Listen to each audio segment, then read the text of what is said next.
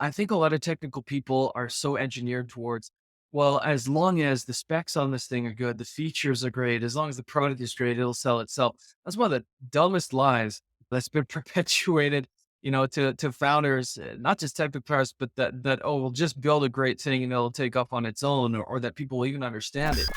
My name's Joel, and I'm a recovering nerd. I spent the last 25 years bouncing between creative jobs and technical teams. I worked at places like Nickelodeon to NASA, and a few other places that started with different letters.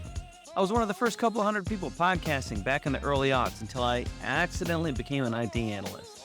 Thankfully, someone in the government said, "Hey, you're a nerd that talks good," and that spun me off into the world of startups, branding, and marketing.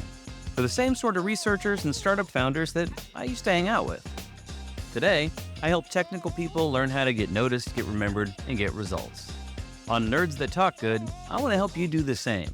I talk with some of the greatest technical communicators, facilitators, and thinkers that I know who are behind the big brands and the tech talk that just works. Today's guest nerd is Joel Klettke, who started his career as a copywriter and eventually became a tech founder himself. I've been stalking Joel for several years on LinkedIn and finally got a chance to talk. So let's get into it. Thank you so much for tuning into this episode of Nerds That Talk Good. This is a real treat for me. I am thrilled to be welcoming another Joel to join me today. Somebody that I've been following for a very long time, Joel Klettke, business copywriter, founder, best looking man in the world. We'll get into that. And another bald guy with glasses. So I can attest to that similarity. Joel, thank you for joining us. Yeah, thanks for having me on a special edition of Joel's Who. This is not good. It's like I'm staring into a mirror. What I wanted to bring you on about is because of your background, and I think you come at communications and speaking a little bit differently than my typical guests, which are technical practitioners and are those nerds who are looking to talk good. I'd love to have you give a brief introduction to your background, how you got to where you are, and we'll dig into maybe some of those stories. Yeah. So early on in my career, I started out in an agency doing SEO. That was my first real, I fell backwards into that job. I didn't even know SEO was a thing till it was my responsibility to do for clients. But I learned a lot about the agency world and the web and how things kind of work then. And always loved to write, never saw a career path in it until sort of the last few years of that agency. The whole industry kind of turned its head towards content and copy and how do we communicate. And all of a sudden it became important to have something to say, not just be able to build 1,000 terrible links from directories. And that played to my skill set pretty well. I went out on my own in 2013, originally focused on the content end of things, blog posts and white papers. And in very short order, within 2 years, I pivoted to focus on landing pages and copywriting and ads and everything on more the sales side of things. And with that came positioning and messaging, and some of the things you get your hands dirty with too. And then about 8 years ago, maybe more now, while I was doing that and consulting and working on that side of things, I rolled off a side project with a partner called Case Study Buddy. And there we were putting together customer success stories end to end and really tackling all the nuanced, nitty gritty, really tricky pieces of what happens when you have at least three different stakeholders in the mix on one piece of content: our client, their client, and us. And so, I've seen a lot from helping really technical companies like AI companies years ago before it was in vogue, try to explain to people what they do in a way that was compelling to marketers, but also compelling to buyers and average Joes. I've worked with the enterprise of the enterprise, multi-billion dollars. I've worked with mom and pops. I've done just about every type of writing you can do. And also had the adventures and misadventures of building a company and selling that. And navigating, all of this difficult communication stuff in a lot of different contexts. So lots we can press into. And yes, the former best looking man in the world, but we'll see if I can make a resurgence. Awesome. Well, I definitely want to dig into that in a little bit, maybe in the personal projects stuff towards the end, because that's a real fun Yeah. story. What I'm really interested is you sort of came at this like I mentioned backwards from where a lot of people do. You started helping other people find their voice, telling other people's stories, then became a founder yourself, and then, I think we as marketers ourselves, sometimes talking about ourselves is the hardest thing. So I will dip into the founder journey, but I'm interested in some of the challenges that you've seen when you're trying to make technical content accessible for general audiences, on behalf of somebody else. Tell me about that experience. I think a lot of the time, what's so difficult, especially as a technical founder or someone so close to the building of the thing, or the technical components of the thing, is it's so easy to forget that not everyone thinks like you, understands like you, buys like you. It can be really difficult to recognize that. I think a lot of technical people are so engineered towards, well, as long as the specs on this thing are good, the features are great, as long as the product is great, it'll sell itself. That's one of the dumbest lies that's been perpetuated, to founders, not just technical founders, but that, oh, we'll just build a great thing and it'll take off on its own, or that people will even understand it. I think a lot of the time, when I would come in, it was playing translator. It was helping, these individuals, these founders, these product marketers, these technical, data engineers, even at times, really understand through a different lens what it is they built. What is the value that they had created to someone else, and through someone else's eyes, and helping them understand what language they could use to really express that to people. A lot of the time, it's doing this balancing act between what it is that the company believes and what they view as their value, what they view as their differentiator, and doing a lot of work on the opposite side of things to balance that out with, well, what do customers and prospects think? How do they talk about it? So kind of translating in both directions to arrive at something really clear. I think the other challenge is, even within the same company, different, it's kind of like that tale of the blind people and the elephant. Everyone's touching a different piece of the elephant, describing it a very different way. We all have different priorities, and we're all inevitably going to lean into our own bias. And so again, for someone very technical, they'll care about the technical. For someone in marketing, they often care so much about the sizzle, they forget about the steak. And so it's, a lot of the challenge comes from just being in the middle and trying to unify this language, this story, and translate it ultimately for an audience that needs to make the decision for this great thing to continue to exist. So I think that's one of the biggest challenges, is just anytime you have people involved, technical or otherwise, we all have our biases, we all have our ways of speaking, and we have to find a way to bring that out, preserve the value of that, find what's meaningful, and express it in a way that the right people will get it. And that really has been the heart of, at least on the copywriting and conversion side of things, what I've done. I think to marry that up with the customer story side of things too, I think, when we're telling a customer story, again, we want to lean into the things we think are great, we think are meaningful, learning to help, I think helping founders and companies step outside of themselves and again view this through a new lens. That's really been the heart of how I come at that, and a lot of the wins and successes that we've been able to create as case study buddy, or my own consulting side of things. I love that metaphor of touching the elephant and describing it differently. And I think I see that a lot and with my clients and their internal teams is not everybody has an opportunity to speak up and share. And sometimes you've got that developer or that product person who's quieter in the background, and they've got a really great perspective that can enhance or lend itself to the overall message, and they don't feel comfortable sharing. And so I want to pick into that just a little bit. What techniques do you find help when you're trying to, and I'm talking about internal team alignment on messaging, develop that, and then we'll flip to the customer validation and the case study side, but just figuring your own stuff out first as a company is a challenge as a company grows. So when you see that founder that's like, my vision of it is infallible, how do you pop someone's bubble just enough to allow them to let some other outside perspective come in? Yeah, I mean, don't bring opinion to a data fight. I think is kind of, what it comes down to. I think at the end of the day, part of the job is creating an environment of empathy where you can have these. For me, it's always been one-on-one conversations first. Everyone needs to feel heard before they can feel like they can get on board with a new direction. people are much more likely to support, new messaging or new marketing or whatever it might be when they feel like they've had a voice in its creation. And so one of the most important things, I did and founders can do, or really anyone in a company can do, is facilitate conversations, structured conversations. And so it's really about discovering, well, how do they see the elephant? Like, what is it that you're seeing? In your opinion, what would you change? How does the current messaging serve you and not serve you? If you could snap your fingers and change anything about the way that the rest of the team perceives you in your role, what would that be? I'd ask questions like this, and it creates this opportunity just for a dialogue. And really, I'm just collecting data points.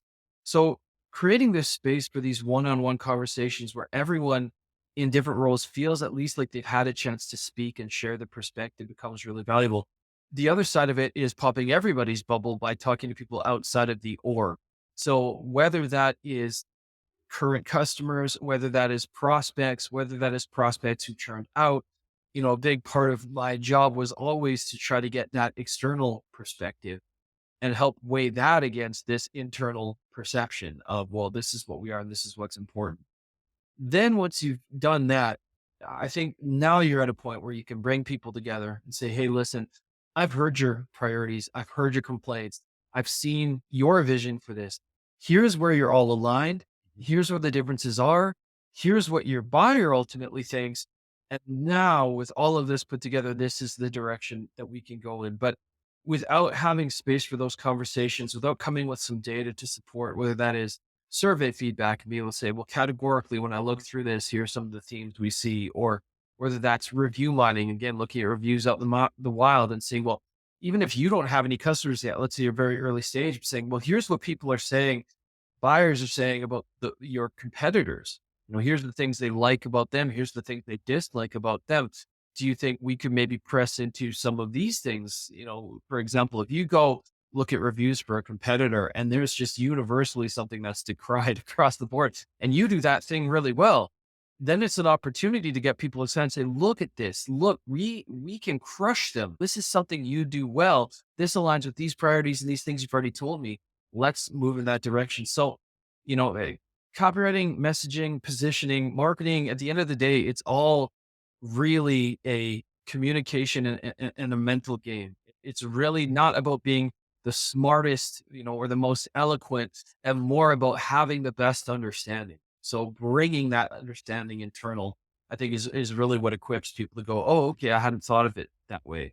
Okay, now that I know my opinion is valued or my perspective's been heard, maybe I'm willing to see it another way too. That's really great. I think, yeah, I think, like you said, gently popping their bubble and showing them, this is where we are right now, but this is where everybody else is, and we've got to look for those opportunities in the market. I've oftentimes had a client, I'll ask them, "What's your big idea?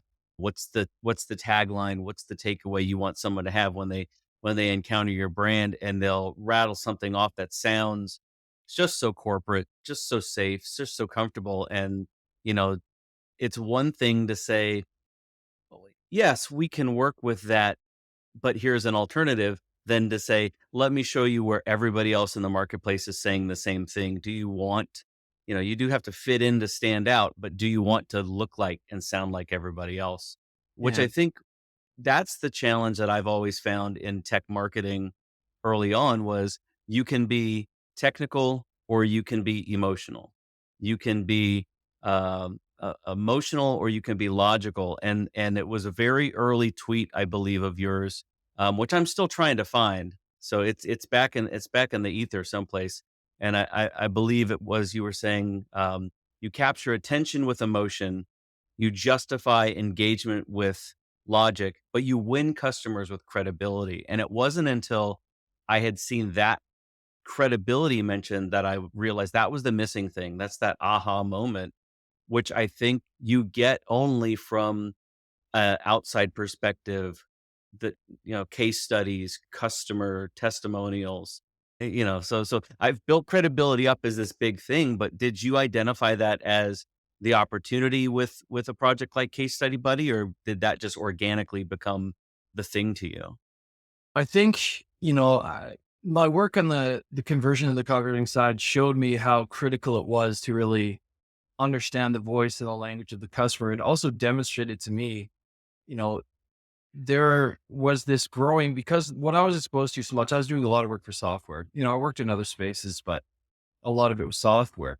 And there was just this arms race where, okay, all of a sudden, like, you know, competitors can quickly copy your features. They can quickly copy your branding. They can quickly copy your style, all of these different things, but they couldn't take away your proof. The results that you'd earned were uniquely yours. The outcomes you'd won for clients were uniquely yours and yours to lose. And so I started to have kind of this idea, I think early on, like I saw firsthand, first of all, the difference that it made when you had proof versus when you didn't, how much harder a copywriter would have to work to try to bridge the gap when we really didn't have any stories or outside proof to point to yet. And it was a constant refrain. You need to go get some more proof. You need to get some testimonials. You need to get some case studies. I had wrapped up a project for WP Engine doing some of their core site, and it had gone well. Someone on their board came to me and it was kind of, this was the catalyst really said to me, hey, I advise this little company called Pingboard. They're trying to get a customer story done. Is that something you can do? And to that point, I'd been exposed to a lot of customer proof. I'd captured some through surveys, things like that, but I hadn't actually taken on the end-to-end process of creating a case study. And so in the interest of learning, I said, yeah, sure, I'll give it a go. And I did a lot of research. I tend to just bias towards like overcomplication. I want to have all the information before I do anything. And so I did a lot of competitive research. I looked at what was out there. I was not impressed. Most stories were boring. They were dry. They were self-serving. And then I looked at, okay, well, what does it take to get this done? And I said, well, there's a ton of moving pieces here. We have to get the customer involved. We have to interview them. We have to capture it. We have to get approval. We have to manage that entire process. And so it was kind of through doing that initial project that I thought, okay, well, there's a massive, everybody needs proof. Every single company I've ever worked with needs proof and does better when it's there. It's hard to do. It's hard to do well, as evidenced by the fact that there's so much bad proof out there or none at all. The last piece was there is a repeatable process. I saw, even though it's complicated, even though there's a lot to this, there are steps you'll go through every single time. There are disciplines you'll use every single time. And we'll say, well, surely somebody's kind of planted the flag and said, this is all we do. We do it really well.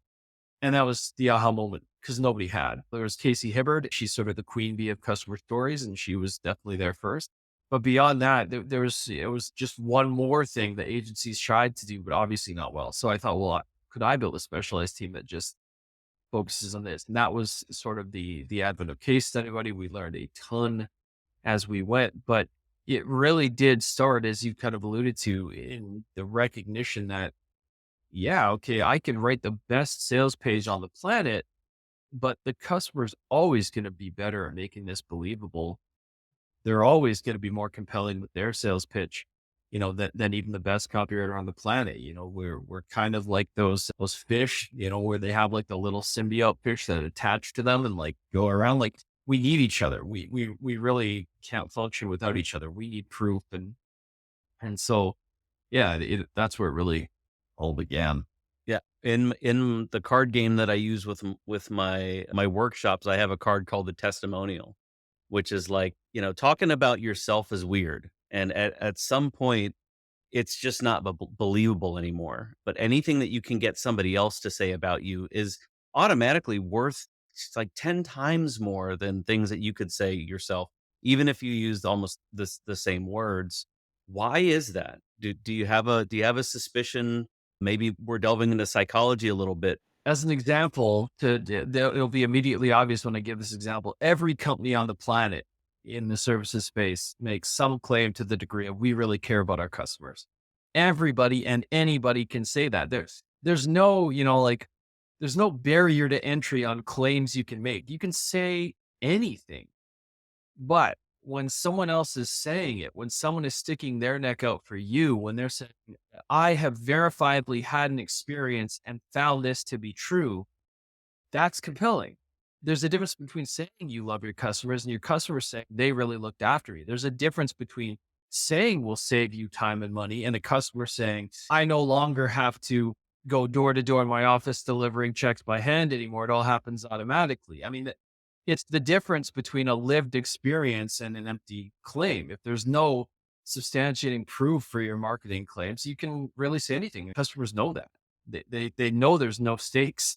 And so this proof, this substantiation of your claims, the fact that it doesn't come from a marketer, but comes from somebody who paid money and took the risk and got the outcome. Companies can say anything, but customers have the experience to back it up. People are getting more cynical, they're getting less inclined to trust brands. And so being able to back up all of your claims with validated third parties willing to stick their neck out for you, it makes all the difference in the world. I'm curious. I'm putting on my early tech founder hat now, and maybe I'm sitting here and thinking that's all great, but I'm so early on, right? Maybe I've got a couple customers, maybe I've got a pilot running here or there, but I just don't have the track record or the book of work of successful projects and clients. But I want to still begin to build towards that type of credibility. What advice or what techniques would you have to somebody who maybe they're on their first pilot, but they want to make sure that it's successful and turn it into a case study? What are the steps towards that? I think first recognizing not all proof has to be a full blown case study. I think we put a lot of pressure on proof to be this huge, massive thing. And truthfully, you can't force it if it's not there. But there's always feedback. There's always an opportunity to hear from customers what they liked, what they didn't like, how things went, how it made them feel, why they chose you. I think the simplest thing that gets missed so often is we want to leap to an end state where we have this great big case study and these massively impressive KPIs, and we forget every story with a customer has something in it that will be attractive to another prospect or lead. Every customer has some facet of their story where they took a risk, they made a decision, they found some sort of value. It doesn't have to be the full blown massive proof giant KPIs to be compelling to someone who's thinking about this decision. And so rather than try to leap to the end state, think, how can I get a case study? The question to ask yourself instead is, how can I build a culture and a system of feedback from customers from day one?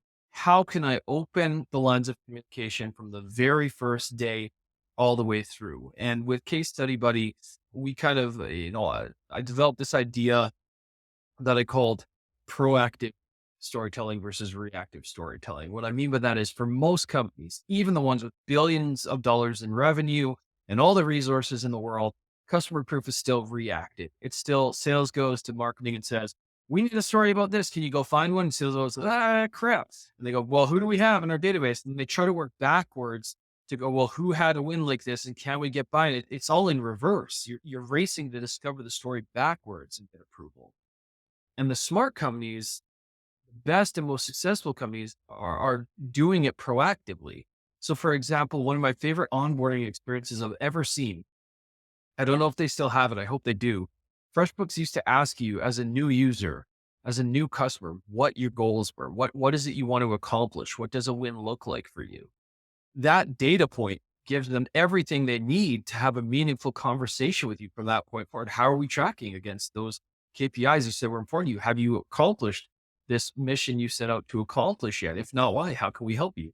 And so I think for companies that are early stage, take the pressure off. It's not like you need this case study to materialize out of nowhere. What you really need to do is engineer a system of feedback. How can you, from the moment someone even becomes a lead, discover what's motivating them, what they're looking to achieve, why they picked you, and then continue that conversation, whether that is directly through a sales or account rep, whether that's just through in-app feedback. Hey, could you answer a quick question, and get it piecemeal over time? But if you're proactively compiling this story over time, now you can turn it into whatever you need it to be, a soundbite or ultimately a big story at the end. The other side of this is realizing that not all stories are created equal. Again, we always think that we need to have this giant transformative journey, this start to finish, we were here and now we're there. Well, it's true that a good customer story needs to have some kind of transformation. Not every story has to be finished for it to be ready to be told. So for example, one of the things I would often encourage some of the software clients with was tell implementation stories. Just getting this thing up and live is a success. Don't wait for them to have used it for 3 years and have these big glowing numbers. Tell the story of a successful implementation. Tell the story of a successful kickoff. Tell the story of successful adoption by somebody's team. Because behind all of those stories are real concerns customers will have. Will my team like this thing?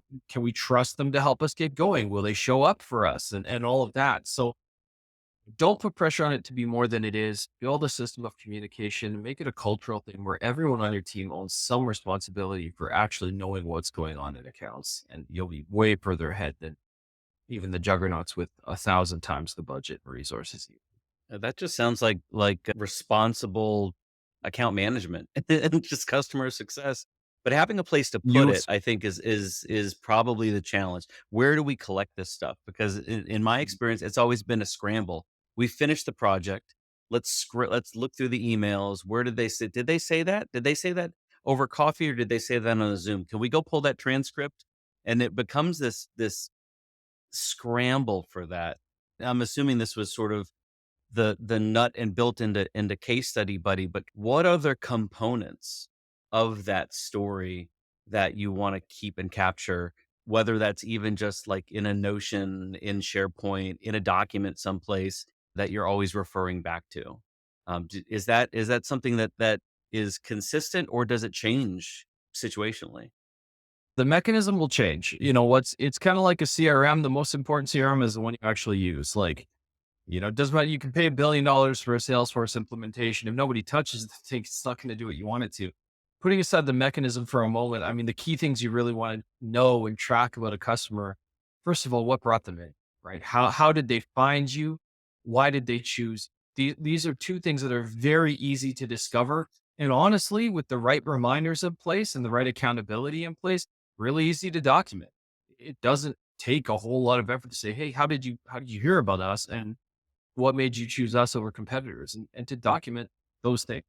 Success criteria is another thing that if you can get it is enormously valuable because as I alluded to earlier, if you can hold that, it can inform the rest of the conversation. And you can even see how their definition of success changes as they achieve those milestones over time. So, what is it they want to achieve? I think throughout the story, you want to be tracking and keeping in touch with them on, again, how we performing against that success that you wanted to have, but also, their experience of your product or your service or what that might be. What are we doing really well, or what positive feedback do you have to share? The type of things, it's not revolutionary, but the type of things we set out in a customer feedback survey, where it's just like, hey, how are we stacking up? What do you really love about working with us? What do you really love about this tool? And what could change? It's the kind of insight that, again, normally, if you are responsible, you're collecting throughout the life cycle of the engagement anyways. And then, yes, you do want to, play an active role in helping them understand and track their success as well. I think too often we assume that they are going to know when they're winning with our product or our service. That's not always the case, right? They're not thinking about you and your tool or your service as often as you imagine that they might be. And so that's where checking in and reminding them of, hey, like, what kind of ROI are you seeing, or what kind of wins are you having, or what can one of my favorite questions, what can you do now or do better because of X Mm. service or tool? Because you can service qualitative kind of things there as well. So those things hold constant.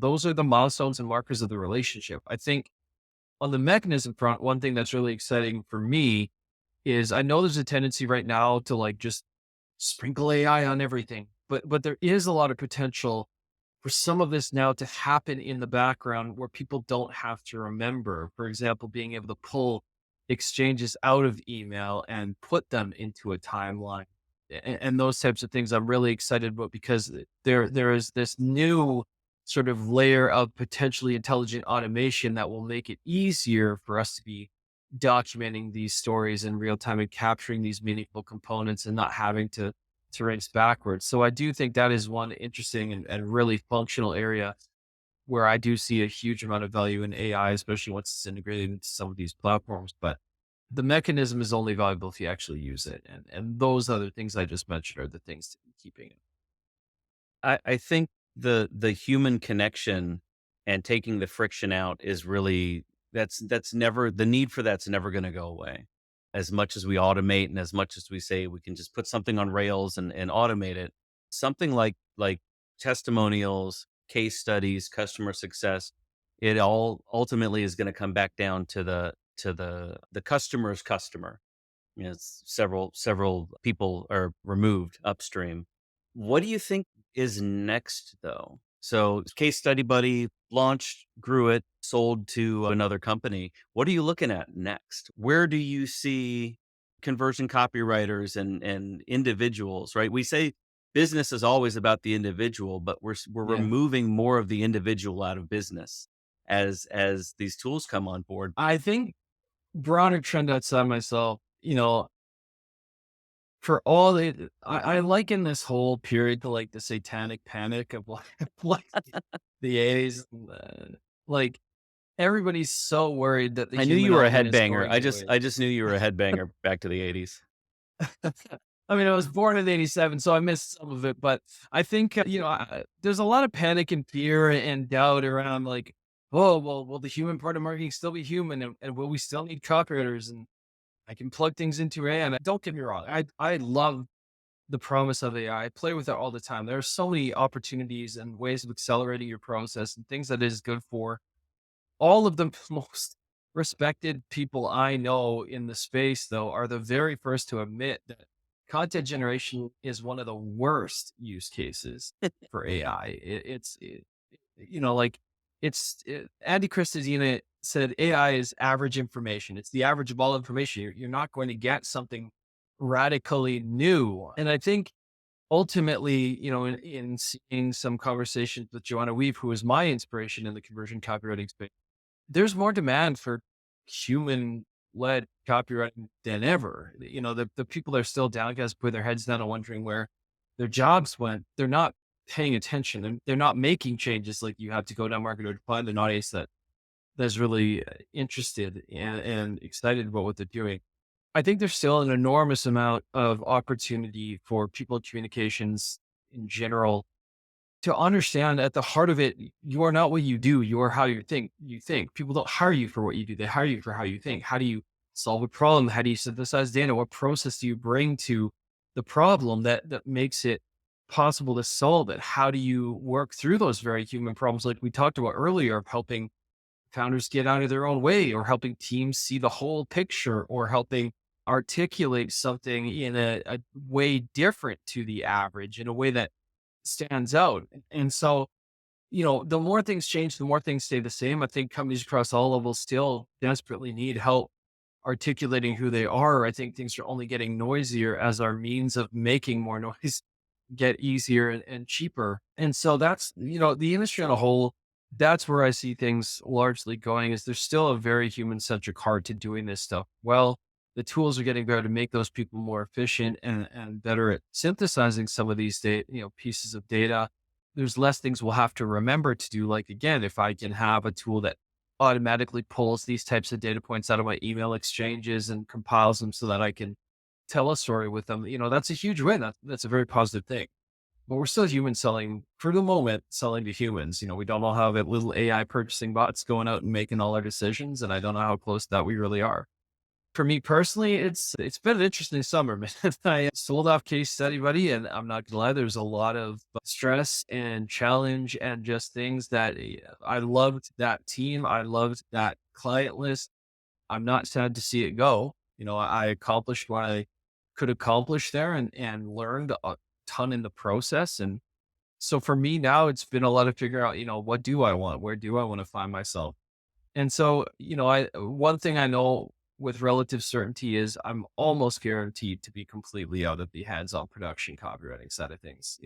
I can't see myself writing websites for people for a living anymore. I really enjoy the strategy side of it. I really love building processes. I'm a really good catalyst. I'm really good at helping people identify opportunities and things for themselves. And so, what I've been enjoying of late is helping people kind of make the leap from, these successful freelancers who want to build teams. How do I know when I can do that? How do I make that jump? How do I avoid the landmines that, I stepped on so many of them. I would have needed to be an octopus to have enough legs to get through. but I'm enjoying that side of things, and just really I'm more open-minded to what the future looks like than I think I ever have been. So we'll see That's where things awesome. go. Still, yeah, still love copy, still love messaging and positioning. Just don't see myself doing the hands-on piece of that as much as I used to. Now that you have an opportunity maybe to take the foot off the accelerator a little bit and look around, what are you most excited about? What I mean, you mentioned a couple other communicators and people that you've drawn inspiration from, but where else do you get your inspiration? Now we're turning into the introspective personal questions, but what turns you on, man? And you're like, Yeah, this is an interesting place I might want to dip my toe into. yeah, I'm really fascinated by ultra successful small team businesses of all kinds. I look at what Caitlin Bergen, I'm sure I pronounced it wrong, but what she's done with Why We Buy and that newsletter. And I'm fascinated at the empire she's been able to build. Louis Grenier and Everybody Hates Marketers, which is like probably the best name, but of anything in marketing. I'm fascinated and inspired by what he's doing there and some of the changes he's making. Someone posited to me months and months ago, Dan Leffler, he's an executive coach at Novus Global. They work a lot with like elite athletes, and I'm fortunate to know him just on a personal level. But I was talking about, next steps and what I was going to do next. And, he put it to me, he's like, well, what if it was easy? Because I had this limiting mindset that anything worth doing needs to be hard, needs to be a grind, needs to be difficult, or you're not really earning it. And he said, well, what would it look like if it was easy? And that's kind of what intrigues me now is like, how can I take all these skills and things I've built up over the past decade plus and use them in ways that are fun. And so I have all kinds of little pet projects and ideas. I have an idea for in-person live events for dads where half the event is just building connection and community with other dads, because I think a lot of us are lonely. And the other half of the event would be bringing in like a relevant subject matter expert, whether it's a child psychologist, a counselor, a therapist, and talk about issues that dads are facing, whether that's dealing with stress and anxiety, whether that is being able to be patient with kids, whether that's how little kids' brains develop and like what are reasonable expectations to put on your kid. I'd love to start something like that. I'd love to, I have a friend who's like a Scotch connoisseur, and we've talked about what would it look like to do private Scotch tastings in a white collar city that has almost no Scotch options. So when I say I'm more open minded to a lot of different things, like I really truly am. I think I'm looking at this combination of how can I do interesting things with really interesting people, and what would it look like if it was easy? Anything worth doing obviously takes effort, but what if it wasn't a slog? I love that twist on it, which is like, I know I'm gonna have to work hard, but what if I didn't? If this were a breeze and I was living my best life and I could do what I wanted, what would that look like? And having that what if, which brings me back to where we started, which was, you're a multi TEDx speaker, but one of my favorite talks of yours is where you reveal to the world, and I don't have the proper date on this, but at least a decade ago, at one time you were the best looking man in the world, and I'm sure that does not come easy. Was that just a fluke, an inspirational thing? Could you just tell us that story a little bit, very Yeah. briefly? So I was working at that agency. I was doing SEO and frankly doing it for a lot of boring things like, plumbing and insurance. And one day I could have said, wait a second, I get paid to make stuff show up in like the biggest search engine on the planet. What is the like most interesting thing I could do for this? I was single at the time and I also wanted, I was like, can I find something that'd be like just a lights out example we could show clients, just showing what we could do.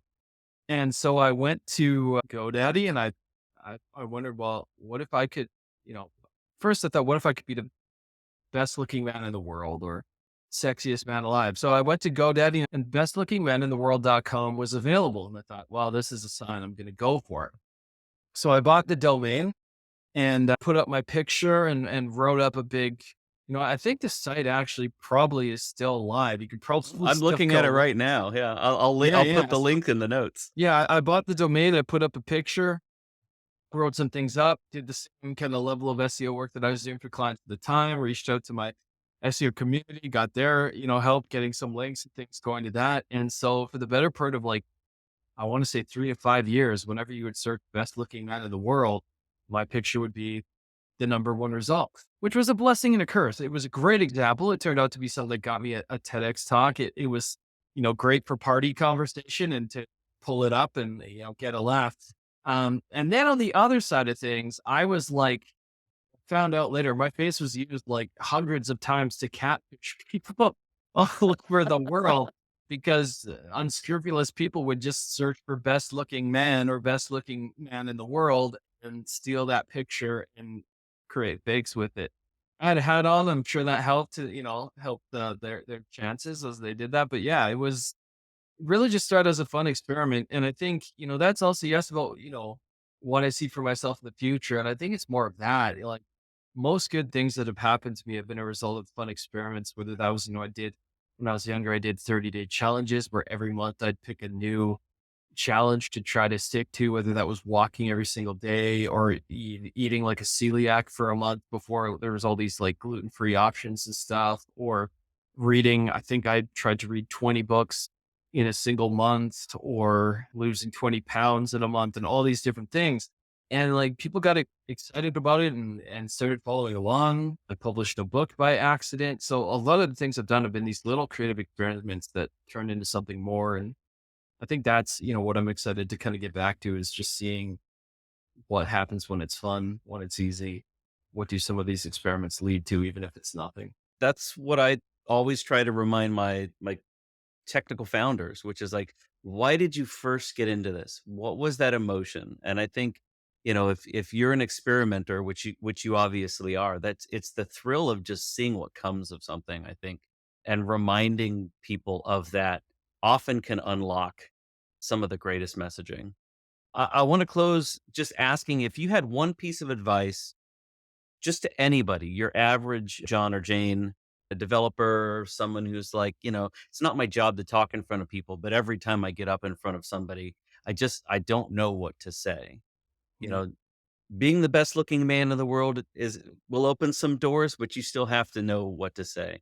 So advice Yeah. for just improving communication skills in general. I think if you can do two things, you're already doing better than most people, which is be specific and keep it short. When we're nervous or we don't know what we're saying, we tend to say a lot. And so if you can rehearse or get yourself to the point that you can be specific and keep it short, that's your North Star. The rest, the rest doesn't matter, but I do believe the rest kind of falls into place. Yeah, less is definitely more. Well, thank you so much for joining today, Joel. Again, feels like I'm looking in a mirror. How can people connect with you if they want to learn about more about what you've got going on? I'll put some links in the notes, but we want to keep an eye on you, man.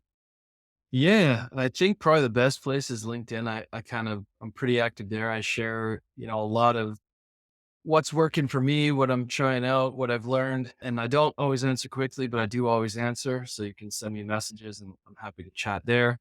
Less these days, but I'm still on X. You'll find or Twitter. I still like Twitter better, but you'll find more about like hockey and me being generally cynical about different things on that platform, but it's still one where I'm active. And for now, those are the two best places until I get a new setup about whatever it is I'm doing next. Awesome. I'm really excited to see what's happening next and to continue chatting. And when you start doing those scotch tastings, let me know. I will fly in. If you want links to the resources mentioned on the show, head on over to the episode page.